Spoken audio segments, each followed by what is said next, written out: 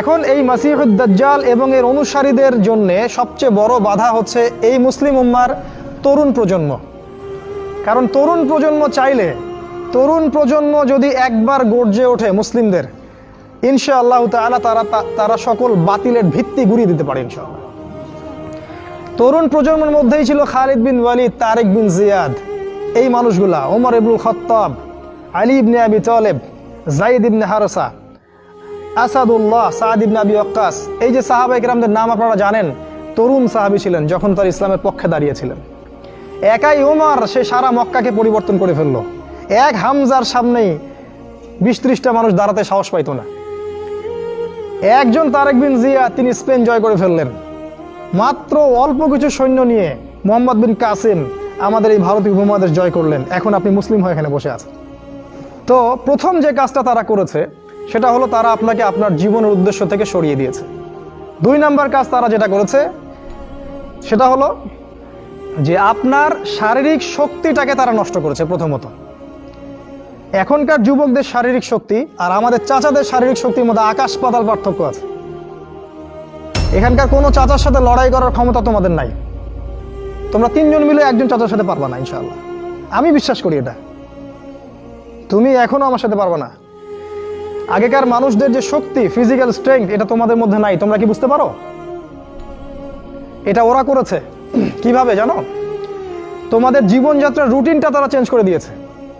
তোমরা এখন ঘুমাও 12টা, 1টা, 2টা, 3টায়, আর ওঠো ওই যে 10টা, 11টা, 12টায়। তোমরা আর রাসূলের সুন্নাহ অনুযায়ী চলো না।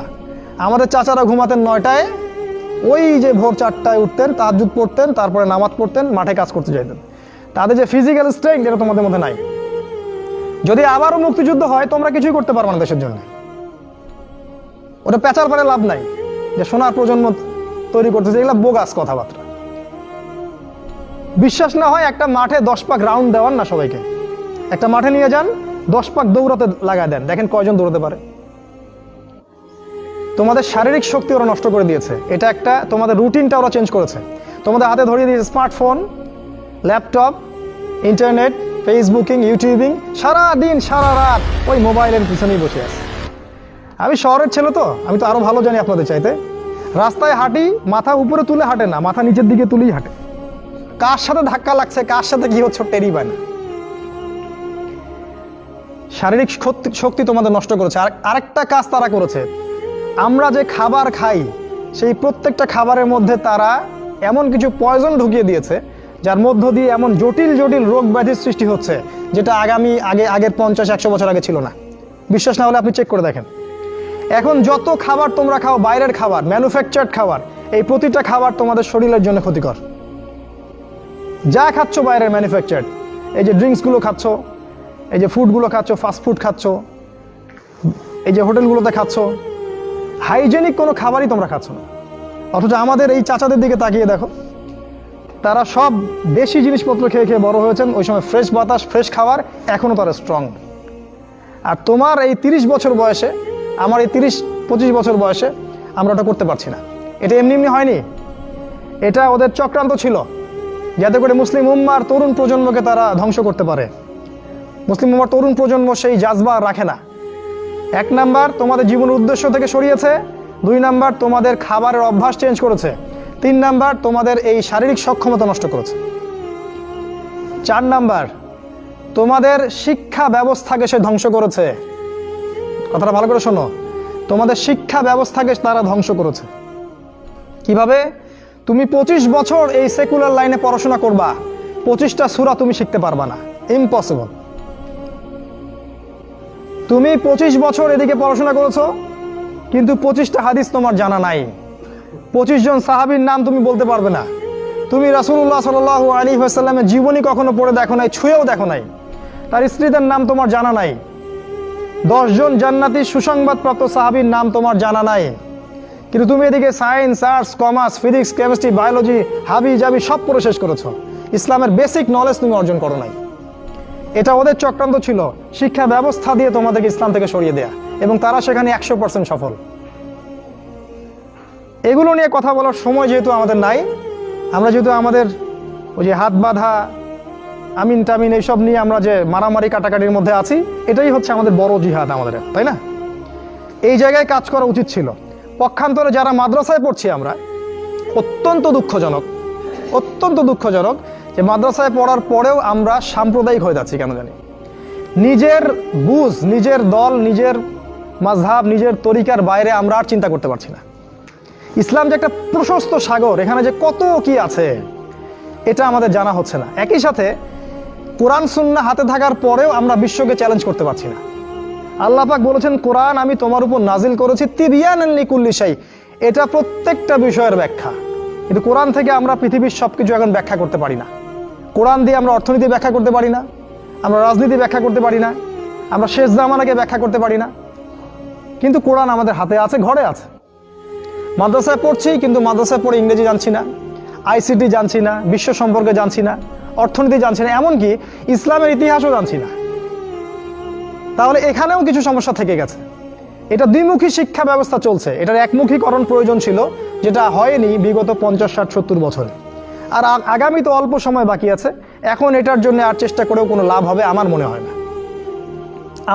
না। আল্লাহু আ'লাম বিসওয়াব।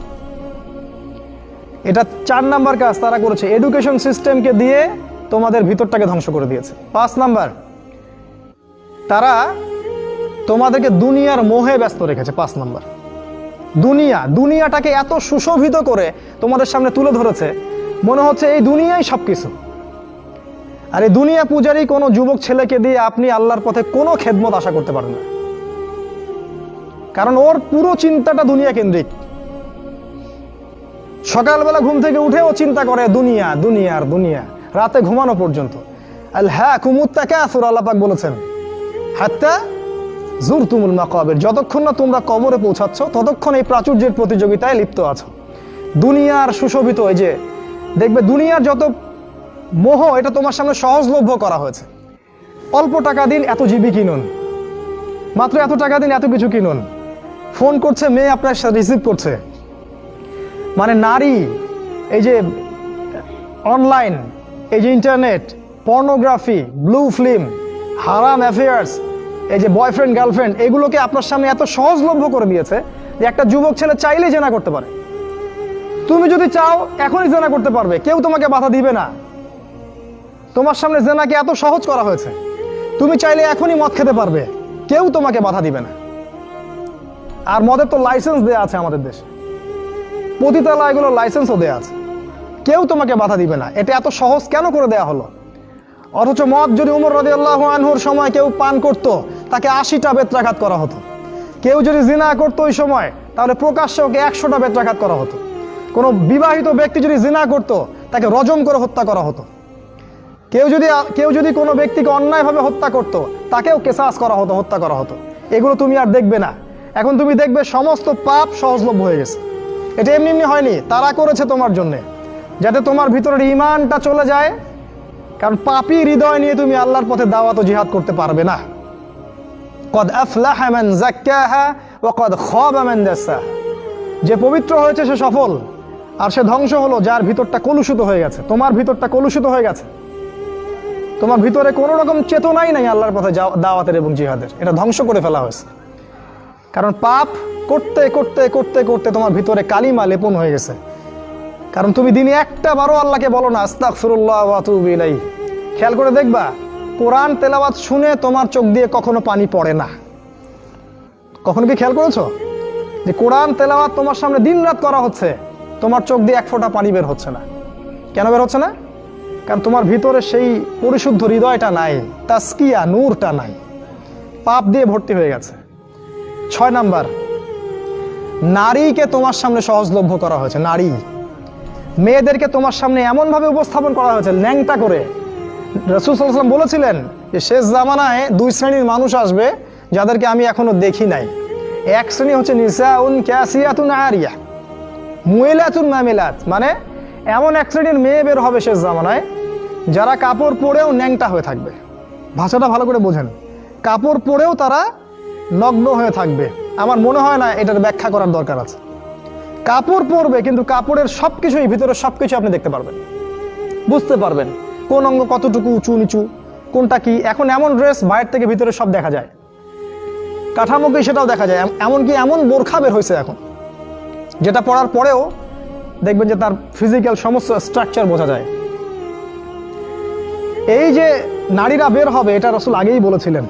একটা হাদিস আপনাদেরকে বলি, নবী সাল্লাল্লাহু আলাইহি ওয়াসাল্লাম আরও বলেছেন যে এই মাসিহুদ দাজ্জালের সবচেয়ে শেষ অনুসারী হবে এক শ্রেণীর নারী, এক শ্রেণীর নগ্ন নারী, যাদেরকে তার স্বামী, বাবা, পিতা ঘরে রাখতে চাইবে, কিন্তু তারা ঘরে থাকবে না, তারা বাঁধন ছিঁড়ে বের হয়ে চলে যাবে বাইরে। আবার বুঝাই, শেষ জামানায় মাসিহুদ দাজ্জালের অনুসারী হবে এক শ্রেণীর নারী, যাদেরকে তাদের পিতা, স্বামী, ভাই ঘরে রাখতে চাইবে, তারা ঘরে থাকবে না। আপনি কি বুঝতে পারছেন তারা কারা? বর্তমান সময়ের এই ফ্যামিনিস্ট রেভলিউশন যারা করছে, এরা সবাই দাজ্জালের অনুসারী। দাজ্জাল যখন বের হবে, এরা সবাই তাকে অনুসরণ করবে, অবশ্যই করবে। একটা কোভিড-19 যদি সবাইকে একমুখী করে ফেলতে পারে, দাজ্জালের ফিতনা যে কত ভয়ঙ্কর হবে সেটা চিন্তাই করতে পারবেন না আপনি। একটা খালি হুঙ্কার যে মূর্তি স্থাপন হবেই, যে এর বিরোধিতা করবে তার বিরুদ্ধে রাষ্ট্রদ্রোহের মামলা দেওয়া হবে, সারা দেশের মানুষ ম্যাক্সিমামই এখন ওইদিকে অনুসরণ করছে। এই যদি অবস্থা, তাহলে দাজ্জাল যখন বের হবে তখন যে কোটি কোটি মানুষ তাকে অনুসরণ করবে না, এটা কি কোনো গ্যারান্টি আছে? বরং কোটি কোটি মানুষই তাকে অনুসরণ করবে। তোমার সামনে নারীকে সহজলভ্য করে দেওয়া হয়েছে। স্কুলে নারী, স্কুল কলেজের মধ্যে কো এডুকেশন, ছেলে মেয়ে একসাথে বসে পড়াশোনা করে। একটা মেয়ে এরকম নগ্ন পোশাক পরে আমার সামনে যদি বসে থাকে দিনে 5 ঘন্টা, কয়দিন আপনি জেনা থেকে দূরে থাকতে পারবেন বলেন তো? আজকে আপনি দেখা করবেন, কালকে নোট নেবেন, তারপরে দেখা সাক্ষাৎ হবে, কফি খাবেন, এক পর্যায়ে ঘুরতে যাবেন, ডেটে যাবেন, আস্তে আস্তে আস্তে আস্তে তার সাথে আপনি জেনায় লিপ্ত হয়ে যাবেন। এর জন্য কি শুধু ছেলেটা দায়ী? এর জন্য কি শুধু ছেলেটাই দায়ী? এই মেয়েটাও দায়ী, এই মেয়ের পরিবারও দায়ী, এই ছেলের পরিবারও দায়ী। আর সবচেয়ে বড় দায়ী হচ্ছে সে ব্যক্তি যে এই সিস্টেমটাকে লঞ্চ করেছে এই দেশের মধ্যে, যে সিস্টেমের মধ্যে পড়াশোনা করাচ্ছে, এরাই সবচেয়ে বড় দায়ী। সূরা নূরের একটা আয়াত আছে না, যে যারা মুমিনদের সমাজের মধ্যে এই অশ্লীলতা ছড়ায়, তারা যেন সতর্ক হয়ে যায়, আল্লাহর পক্ষ থেকে ভয়ঙ্কর আযাব তাদের উপর আসবে। তোমরা পড়াশোনা করবা, তোমাদের সামনে মেয়েদেরকে ছেড়ে দেওয়া হয়েছে, কলেজে যাবা তখন তো আরো অবস্থা খারাপ, ফ্রি মিক্সিং, যা ইচ্ছা তাই করতে পারবা তোমরা। আর সামনের দিনগুলোতে দেখবা লিভ টুগেদারকে জায়েজ করে দেওয়া হবে, এটাও হবে, এটাও দেখার বাকি থাকবে না। অন্য দেশগুলোর মতো দেখবা ছেলে মেয়ে একসাথে থাকতে পারবে, বিয়ের দরকার হবে না, এটাও হবে সামনে। মেয়েকে সহজলভ্য করে দেওয়া হবে, চাইলেই তুমি জেনা করতে পারবে। এগুলো এমনি এমনি হয়নি, ওরা প্ল্যান করে এটা করেছে যাতে তোমার ভিতরের ইমানি তেজটা নষ্ট হয়ে যায়। যার ইমানের তেজ থাকবে না, ধ্বংস হয়ে যাবে সে।